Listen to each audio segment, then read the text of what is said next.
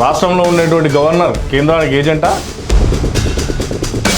Governor కేంద్రం ఏది చెప్తే అదే చేస్తాడా? ముఖ్యమంత్రిని నియమించాలంటే కేంద్రం అనుమతి తప్పనిసరా?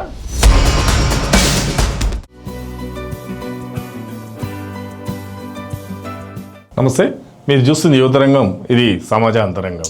నేను మీ సిద్ధు గౌడ్. ఇటీవల తమిళనాడులో జరిగినటువంటి ఎన్నికల్లో విజయ్ పార్టీకి ఎక్కువ సీట్లు వచ్చినప్పటికీ మ్యాజిక్ ఫిగర్ రాలేకపోవడం వలన గవర్నర్ తన విచక్షణ అధికారంతో విజయ్ని సీఎంగా పిలవడానికి వెనుకడుగేస్తున్నాడు. ఈ నేపథ్యంలో అసలు గవర్నర్ పాత్ర ఏంటి? గవర్నర్ విజయ్ని ఎందుకు పిలవడం లేదు? గవర్నర్ విజయ్కి ఎందుకు అవకాశం ఇవ్వడం లేదు? గవర్నర్ యొక్క అధికారాలు ఏంది అనేది చర్చాంశంగా మారినాయి.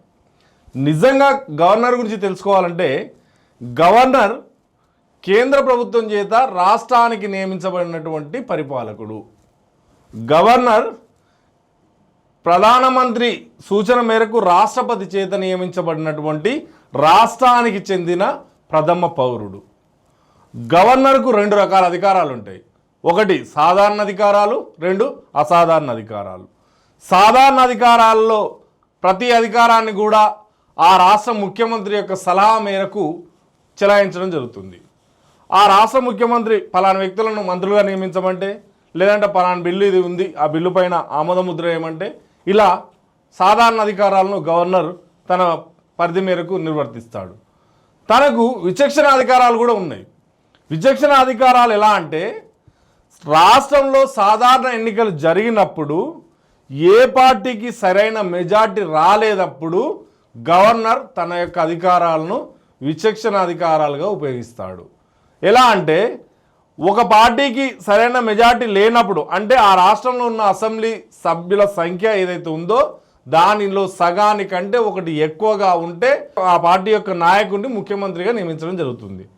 అలా ఏ పార్టీకి సరైన మెజార్టీ రానప్పుడు రాష్ట్రపతి తనకి ఇష్టం వచ్చినటువంటి వ్యక్తిని పిలిచి అధికారం కోసం బల నిరూపణ అడుగుతాడు. లేదు అంటే అపాయింట్మెంట్ ఇవ్వకుండా ఆపుతుంటాడు. దీనికి గల కారణం ఏంటంటే, కేంద్రం యొక్క సలహా మేరకే అతను తన విధులను నిర్వర్తిస్తాడు. ఇక్కడ ఏ పార్టీకి మెజార్టీ రాలేనప్పుడు ఎన్ని రోజులైనా దాన్ని ఆపగలుగుతాడు. లేదంటే ఏ పార్టీకి సరైన మెజార్టీ లేదని చెప్పి తిరిగి ఎన్నికలు నిర్వహించాలని కూడా చెప్తాడు.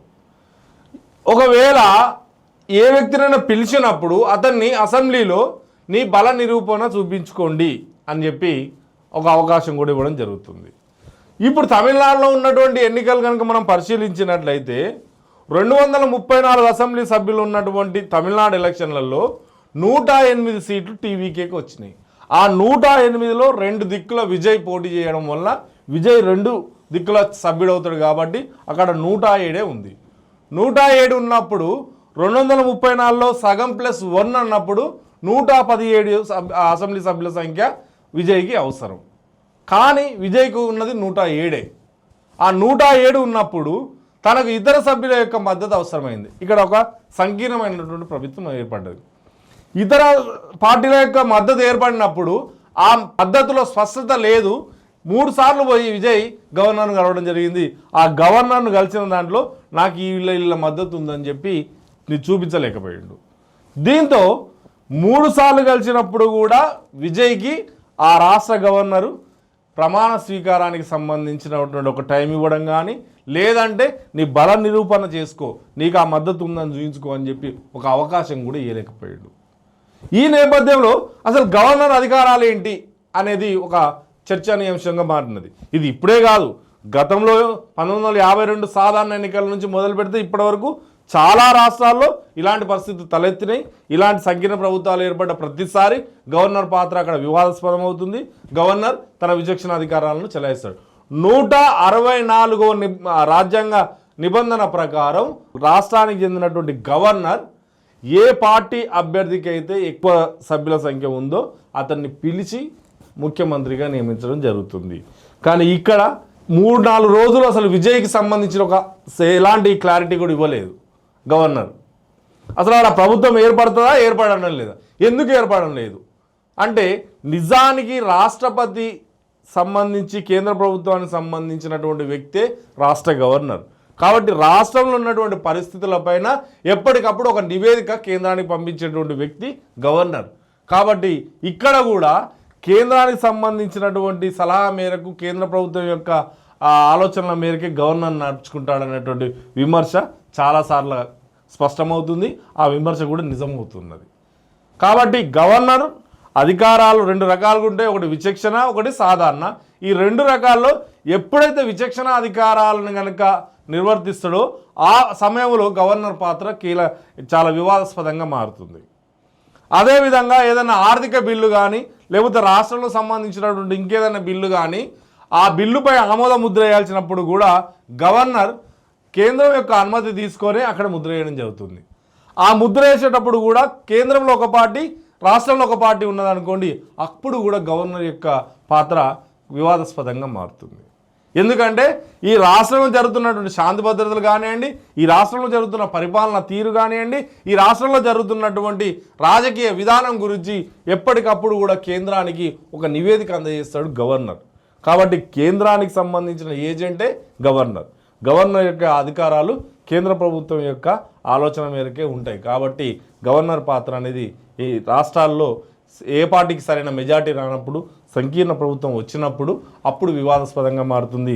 అదేవిధంగా శాంతి భద్రతలు కనుక ఆ రాష్ట్రంలో క్షీణించినట్లయితే ఆ రాష్ట్రంలో ఉన్నటువంటి ప్రభుత్వాన్ని తొలగించి రాష్ట్రపతి పాలన విధించమని చెప్పి కూడా ఒక నివేదిక ఇస్తాడు గవర్నర్.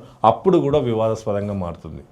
తెలంగాణలో కనుక చూసినట్లయితే, ఉమ్మడి ఆంధ్రప్రదేశ్లో ఉన్నప్పుడు చూసినట్లయితే ఎన్టీఆర్ 1983లో మొదటిసారి అధికారంలోకి వచ్చినప్పుడు అతను వైద్యం కోసం విదేశ పర్యటనకు వెళ్ళినప్పుడు ఆ నాదెండ్ల భాస్కరరావు ఏర్పాటు చేసినటువంటి ప్రభుత్వం ఏదైతే ఉందో అప్పుడు రామ్లాల్ గవర్నర్ ఉండే, ఆయన వివరించినటువంటి తీరు వివాదాస్పదమైంది, చాలా విమర్శల పాలైంది.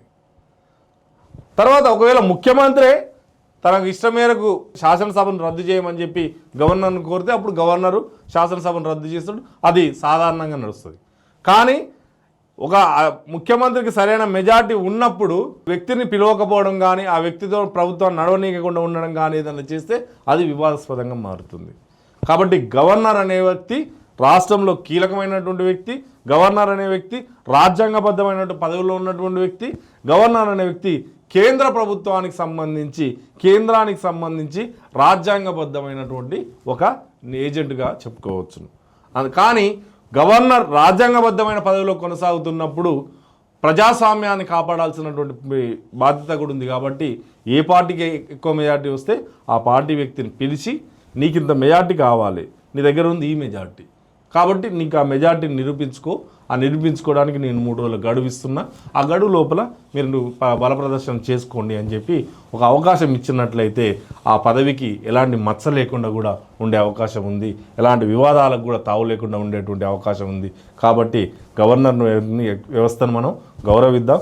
గవర్నర్గా కొనసాగుతున్న ప్రతి వ్యక్తి కూడా ఆ రాష్ట్రంలో రాజ్యాంగబద్ధమైన ప్రజాస్వామ్యబద్ధమైన పరిపాలన ఏర్పాటు చేయడానికి వాళ్ళు కూడా కృషి చేస్తారని ఆశిస్తూ ఇది ఈరోజు టాపిక్. మళ్ళీ ఇంకో టాపిక్తో కలుద్దాం. నమస్తే, సెలవు.